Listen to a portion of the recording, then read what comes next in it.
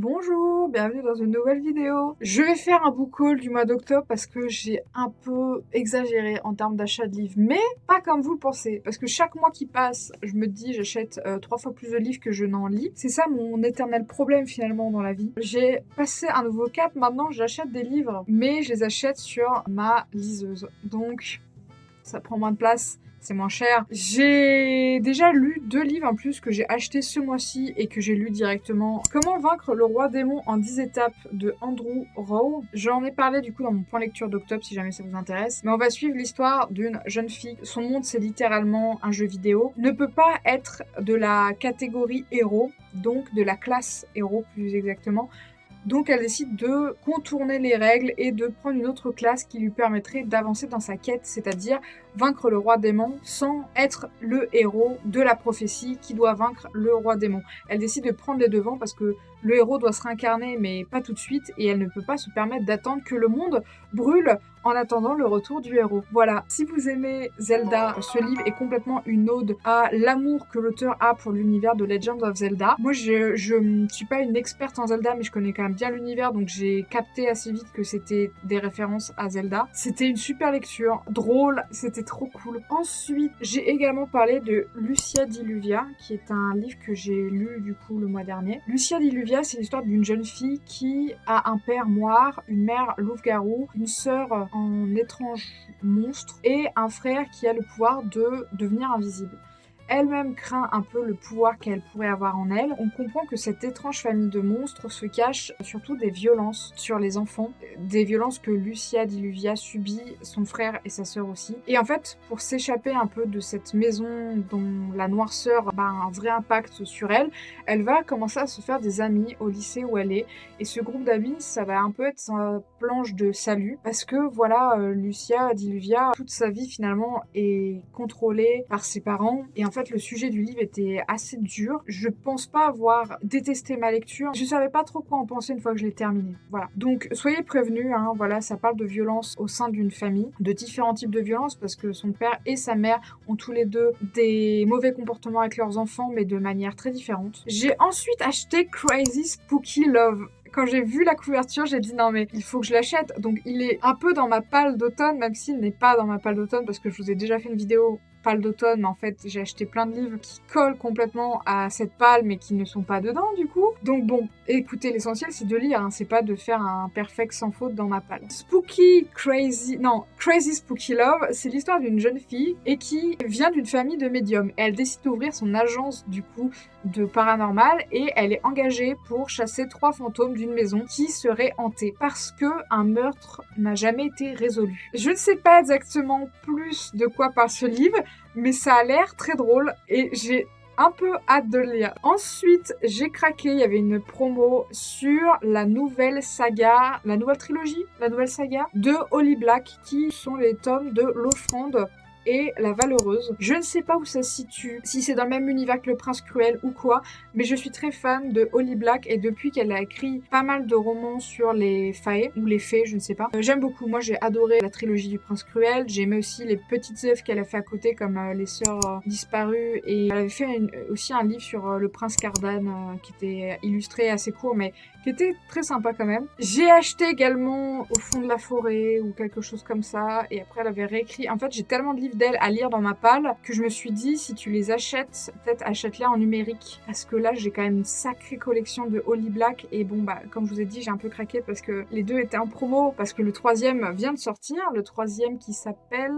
je vous le mettrai là mais je ne sais plus. Donc j'ai acheté l'Offrande et La Valeureuse mais je n'ai pas lu les résumés. Je sais juste que c'est Holly Black, je sais juste que c'est avec des faillets. Je n'ai pas voulu me spoiler donc si jamais ces livres vous intéressent, bah je vous recommande d'aller vous renseigner mais là je ne veux pas me spoiler donc je ne ferai pas le résumé. Ensuite j'ai acheté Astrid Parker Doesn't Care qui est le tome 2 de la série, c'était Delilah Green Doesn't Care. Je vous en avais parlé plus tôt cette année parce que je crois que je l'avais lu en juin ou en juillet. J'étais pas convaincue parce que c'est de la romance lesbienne. Moi j'étais assez contente jusqu'à là, il y avait rien à dire et en fait il s'est avéré que Delilah agissait comme un homme hétérosexuel. Donc je me suis dit si c'est pour faire de la romance lesbienne qui en fait reprend une romance hétérosexuelle hétéro, c'est un peu raté, quoi. Donc, je laisse une seconde chance à cet homme parce que Astrid Parker et la sœur, elles ont pas de lien de sang, mais elles sont sœurs par le remariage de leurs parents. Et en fait, Astrid est un personnage qui nous est présenté dans le tome 1, vu qu'elle est complètement introduite.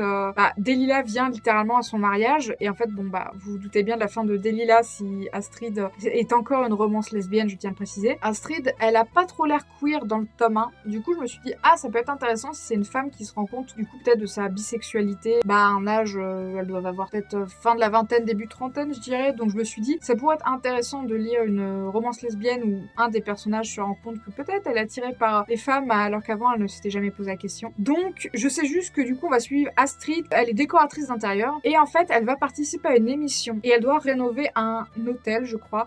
Sauf que le problème, c'est que la petite fille de la personne qui tient l'hôtel ne la laisse pas faire les choses comme elle veut elle, et elle va être un peu sur le chemin d'Astrid. Et clairement, il va y avoir une histoire d'amour entre Astrid et cette nana qui bosse du coup dans l'hôtel de sa grand-mère. Voilà. Ensuite, j'ai acheté The American Roommate Experiment, qui est le tome 2 de The Spanish Love Deception, que j'avais lu en avril, je crois. J'avais pas trop kiffé The Spanish Love Deception. J'ai trouvé que le gars avait des techs un peu... Des fois, il lui en voulait. Elle croyait qu'il la détestait, alors qu'en fait, le mec la détestait pas. Il y a un moment, si tu communiques, 80% de tes problèmes s'envolent. Mais du coup, si tu communiques pas, tu peux pas nous faire croire que ton couple est mignon et beau parce que en fait vous communiquez pas, donc ça va être la merde. Bref, j'avais trouvé que c'était surcoté. Malheureusement, ne m'en voulez pas, ce n'est que mon avis, j'ai le droit de ne pas apprécier un livre. J'ai quand même aimé le personnage principal, c'était Catalina, si je dis pas de bêtises. Catalina, elle m'a fait rire. Catalina, elle était un peu droite dans ses bottes. Il y a eu des moments où ils se sont rapprochés, c'était trop mignon. J'ai quand même apprécié ma lecture, mais j'ai pas compris pourquoi ce livre avait autant marché. Après, Catalina, elle avait une amie, et il s'avère que le tome 2, c'est l'histoire de cette meilleure amie. Donc je me suis dit, même si j'ai pas été absolument fan de The Spanish Love Deception, genre je vais pas le relire de sitôt, je me suis dit, tiens, et si je laissais une chance au tome 2, parce que c'est du coup avec la meilleure amie de Catalina. Il s'avère que elle a tout lâché pour pouvoir écrire son roman. En fait, son plafond lui est littéralement tombé sur la gueule, si j'ai bien compris. Elle va se réfugier chez sa meilleure amie, Catalina, parce que je crois qu'elle est en voyage de noces, d'ailleurs, pour vous dire. Et en fait, sa meilleure amie, elle sait pas que Catalina, elle a laissé son appart à son cousin Luca. Luca, qui d'ailleurs n'est pas à son mariage dans le 1, je m'en rappelle très bien, parce qu'elle a dit que c'était le seul cousin qui était pas venu. Pourquoi je me rappelle de ce détail? Je ne sais pas. Mais, enfin si, j'avais dû me renseigner sur les personnages quand j'avais lu, du coup, Spanish Love Deception. Mais du coup, voilà, ça va être la romance entre Luca, le cousin de Catalina, et sa meilleure amie. Et en vrai, je me suis dit, bon, voilà, c'est de la promiscuité forcée. Ça peut être rigolo. Ça peut être marrant à lire. Moi, en fait, il m'a un peu plus hypé, celui-là. J'ai quand même aimé la plume de Helena Armas dans Spanish Love, donc je me suis dit, bon, peut-être que j'ai pas été convaincue par les personnages, mais peut-être que là, ça va changer. Donc, j'ai décidé de laisser une chance à Helena Armas et de lire le tome 2. Ensuite, j'ai acheté One Life Stand. C'est une histoire qui m'a été un peu vendue par About Estelle, qui l'a lu. Et en fait, la particularité de cette romance, c'est que les deux personnages principaux ont tous les deux un handicap. Je crois que lui, il a une prothèse à la jambe et elle, je crois que c'est à la main, je ne sais plus. En gros, c'est l'histoire du coup de cette jeune femme qui, on va dire, un peu banale, mais qui lui correspond, elle est pas malheureuse de sa vie. Et en fait, un soir, elle va faire la rencontre de Beau. Et en fait, Beau et elle vont passer une nuit ensemble. Mais ils ne vont pas se revoir. Sauf que quelques temps plus tard, elle se rend compte qu'elle est enceinte. Et là, l'histoire commence sur le fait que, voilà, elle est enceinte. Qu'est-ce qui va se passer de retrouver Beau, on ne sait pas. Mais quand About Estelle en a parlé, je me suis dit, non mais ça a l'air trop mignon.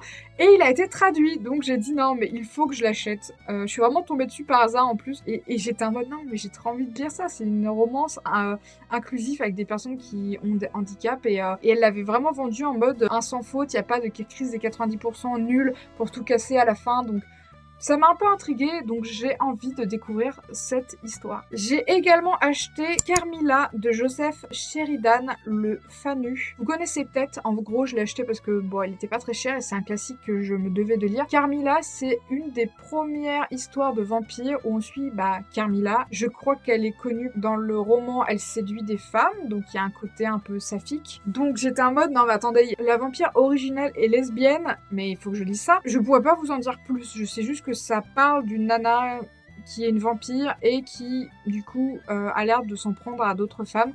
mais c'est tout ce que je sais de cette histoire. J'ai également acheté, du coup, je crois que c'est un essai, Moi, les hommes, je les déteste, de Pauline Armange.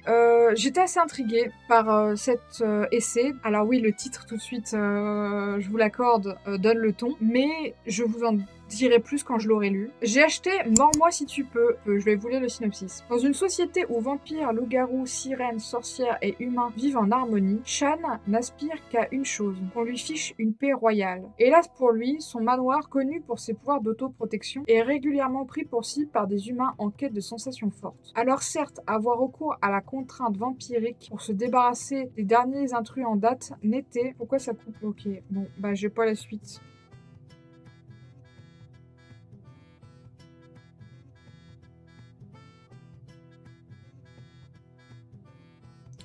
Bon, bah, je peux pas trop vous en dire plus parce que je me rappelle plus exactement de quoi ça parle. Mors-moi si tu peux, du coup, de Karine Marcé. Ça m'a un peu intriguée, il était pas cher, j'ai dit, ah, pourquoi pas. J'ai aussi pris Nos âmes tourmentées de Morgane Moncomble. Alors, là, actuellement, je suis déjà en train de lire Morgane Moncomble, mais Nos âmes tourmentées, je l'avais déjà repéré il y a quelques temps, et je crois que c'est l'histoire d'une jeune femme. Sa mère meurt. Elle retourne du coup dans sa ville où elle s'était jurée de ne jamais retourner parce qu'elle a grandi là-bas. Bon, elle y retourne pour l'enterrement de sa mère, sauf que je crois que c'est son beau et mystérieux voisin tatoué qu'elle ne connaît pas. Elle va sentir qu'il va y avoir un petit rapprochement avec lui, tout ça. Et je pense qu'il y a aussi une histoire de confronter le passé, tout ça. Bref, c'est vraiment le speech de base de beaucoup de romances, mais ça m'intriguait et je sais qu'elle a une super plume. D'ailleurs, du coup, je vous spoil, mais là, je suis en train de lire Un automne pour te pardonner. J'aime beaucoup ce que je lis. Je m'attendais pas du tout à ça, mais c'est une très bonne surprise.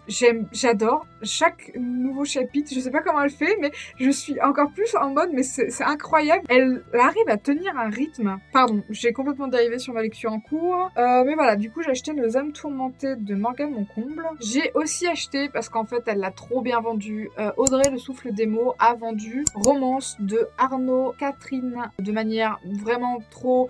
Je me suis dit non mais c'est un scandale que j'ai pas encore lu ce roman. En plus ça fait un moment qu'il est dans ma wishlist et je l'ai vu sur Kobo, il était pas trop cher. Ils ont sorti une nouvelle collection en format poche et il est très joli en format poche, mais je me suis dit bon bah il me reviendra toujours moins cher sur liseuse et il me prendra toujours moins de place sur liseuse, donc j'ai acheté le premier tome de la trilogie. Si je me rappelle bien, c'est l'histoire d'un jeune garçon qui a un meilleur ami avec qui bah c'est son meilleur ami depuis des années, tout va bien. Lui il assume complètement son homosexualité, il rêve d'avoir son premier petit copain, il est un peu amoureux de l'amour, à ce que j'ai compris. Et en fait, un soir, lors d'une soirée où ils ont bu le mojito trop, son meilleur ami et lui vont s'embrasser. Mais ce baiser ne sera pas sans conséquences. C'est tout ce que je sais de ce roman. Je sais juste que c'est une romance entre deux ados qui, du coup, étaient amis et il y a peut-être plus que de l'amitié. J'avoue que je suis assez intriguée et j'ai hâte de le lire. Est-ce que je vous avais parlé du livre Le voleur des dieux de Charlie Dark? C'est aussi une romance entre deux hommes.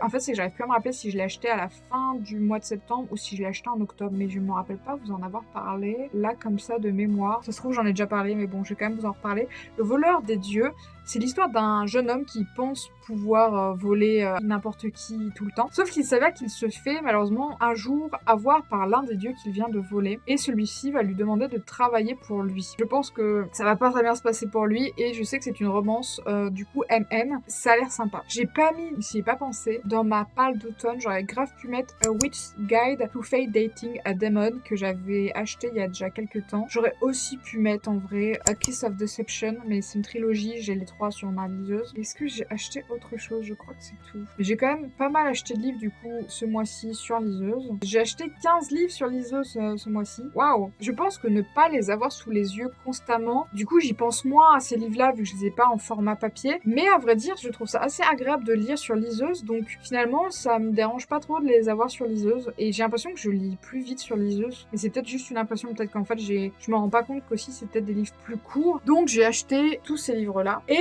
du coup, qu'est-ce que j'ai acheté en librairie ou d'occasion? Je vais peut-être vous dire ce que j'ai acheté d'occasion déjà. J'en ai acheté 4 d'occasion. Alors, j'ai acheté sur Vinted 3 livres. J'ai acheté Transcripteur, un an sous thé. C'est une petite bande dessinée. mais qui a été auto-éditée, donc elle n'est pas trouvable facilement chez votre libraire. Moi, j'espérais la lire et je l'ai trouvée sur Vinted. Donc, c'est l'histoire du coup de la personne qui a écrit ce livre. Je vous mettrai peut-être son nom parce que là, je l'ai pas tout de suite. Donc, c'est littéralement le témoignage d'une personne trans. Ça m'intéressait beaucoup. C'est un format bande dessinée, c'est un format que j'aime beaucoup. Du coup, voilà, c'était un ouvrage qui m'intéressait parce que la transidentité, c'est propre à chaque personne qui la traverse. Et j'avais très envie de lire cette œuvre, donc je l'ai trouvée. Je pourrais pas vous en dire trop parce que juste la petite caisse derrière dit « Je suis un mec trans et je témoigne de ma première année sous testostérone ». Mais voilà. Ensuite, ça fait un moment que je le voulais, j'ai acheté Better Than the Movies. C'était le souffle des mots qu'on avait pas mal parlé l'année dernière quand il était sorti. Je l'avais gardé dans un coin de ma tête en me disant « Non mais il est trop beau ce livre, regardez. En plus il est à sortir, mes cheveux, ce jaune, ce bleu. » Elle l'avait très bien vendu. Donc c'est l'histoire d'une jeune femme qui s'appelle Liz et en fait elle est très fan de comédie romantique. J'ai cru comprendre que c'est une passion qu'elle partage avec sa mère et sa mère est morte récemment. Et en fait, coïncidence de dingue, son voisin d'enfance dont elle était amoureuse revient s'installer, il revient dans sa vie et elle se dit c'est le signe du destin, je dois renouer avec du coup mon premier amour, mais le problème c'est que pour ça elle a besoin de l'aide d'un garçon qu'elle n'apprécie pas beaucoup mais qui a l'air d'être du coup proche de son premier amour, donc l'histoire ne va pas forcément se passer comme vous le pensez, mais ça faisait un moment que j'avais envie de le lire et je sais qu'il y a un tome 2 du coup qui se passe peut-être quelques mois, une année après, voilà. Et dans le même du coup j'ai acheté à la même personne La maison au milieu de la mer cérulienne de T.J. Klune. T.J. Klune, ça fait un moment que je vous présente ses livres. J'ai déjà de lui, du coup, intégralement sur liseuse, Le clan des Bennett, qui est super. J'ai lu que le tome 1, mais je pense qu'il sera dans mon top coup de cœur de mes lectures de 2025 pour vous dire. J'ai également acheté, toujours sur Vinted, Les Extraordinaires, qui sont des romances entre super-héros. Et celui-ci, j'ai vu tellement de booktubeuses dire que c'était genre un de leurs livres préférés. Vraiment, beaucoup de booktubeuses. J'aime beaucoup, je viens de voir le bandeau là, je sais même pas si je l'ai vu. Il est magnifique, hein. Ah, vraiment, quand j'ai vu que la personne vendait les 2 livres que j'avais très envie de lire, j'étais ravie. Du coup, on va suivre Linus qui bosse pour le ministère de la Jeunesse Magique et en gros, il doit aller faire un rapport pour le bien-être des orphelins. Dans un orphelinat qui est paumé au milieu du Nil, donc au milieu de la mer cérulienne, du coup, il semblerait. Sauf que ces enfants orphelins magiques sont réputés, je crois, pour être les plus dangereux au monde. Bon, Linus, je pense qu'il a un peu de base la flemme d'y aller, mais il va quand même y aller. Et il va se passer des trucs, mais ce livre me fait étrangement penser au livre Miss Peregrine et les enfants particuliers, qui était une série de livres. Je crois que j'ai plusieurs tomes d'ailleurs, je dois pas voir les derniers, je les ai jamais lus malheureusement. Ils font partie de ma palle, vous savez, ça fait tellement longtemps qu'ils sont dans votre palle qu'en fait ils sont...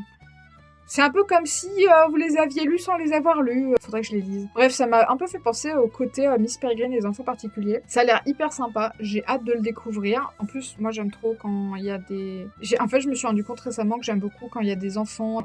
J'aime trop quand il y a un côté un peu famille, mais pas la famille du sang, la famille qu'on se crée. C'est un thème que j'aime beaucoup retrouver dans les livres. Et là, bon, on va suivre des orphelins dans un orphelinat. Je crois qu'il y a un tome 2 qui est sorti récemment, mais pendant longtemps, il y avait que ce livre-là. Voilà, c'était 2 livres que j'avais hâte de lire et de découvrir. Et en fait, je me suis rendu compte, T.J. Klune, vu que j'aime beaucoup sa plume, j'essaie quand même un peu d'acheter physiquement ses livres.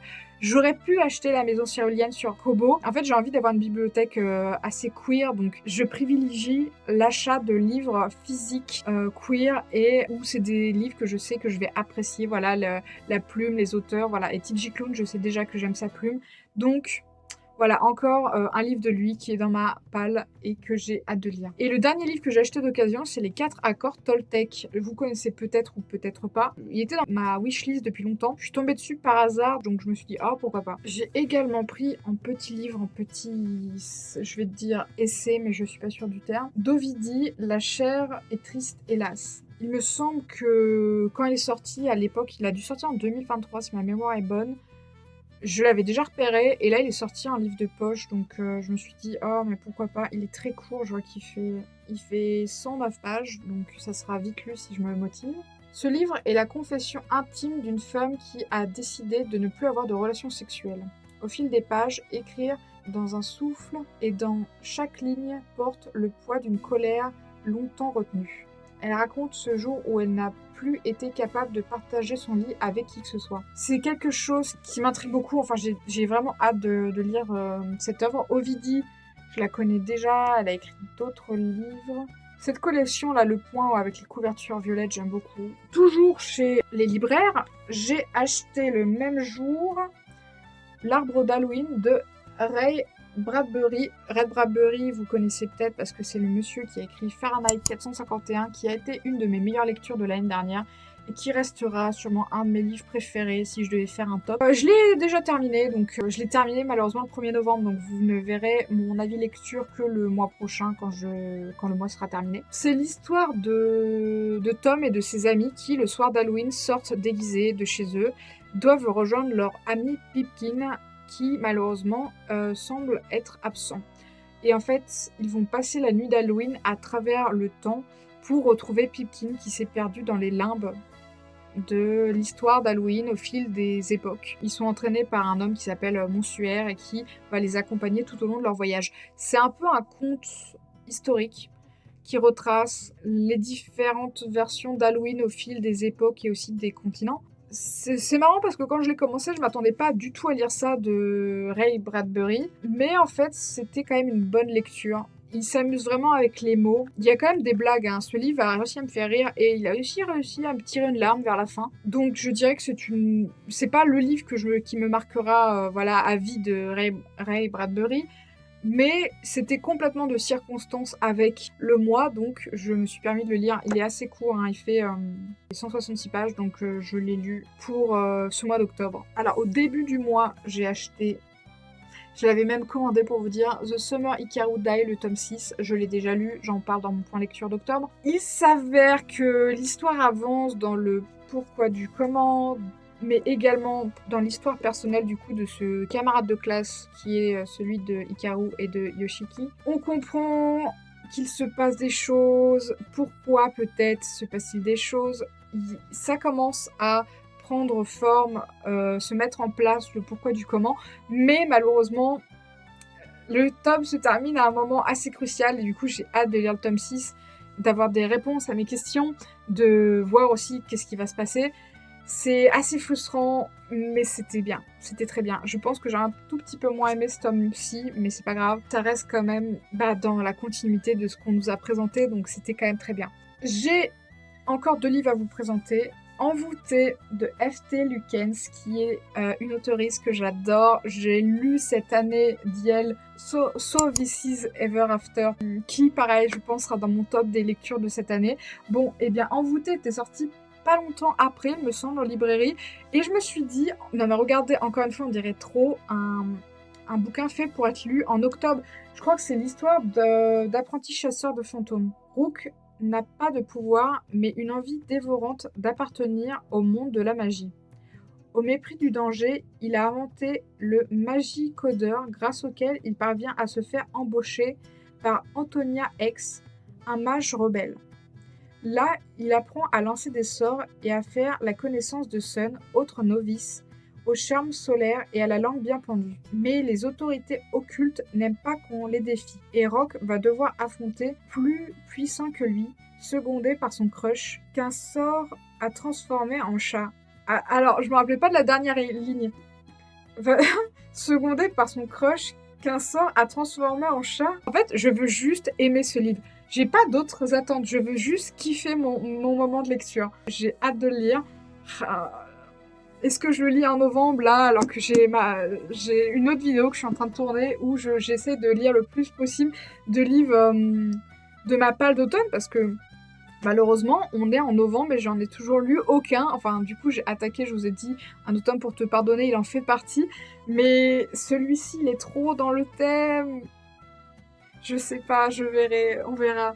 Mais quand je l'ai vu, j'ai dit non, mais vas-y, il te fait de l'œil depuis 3 mois, prends-le.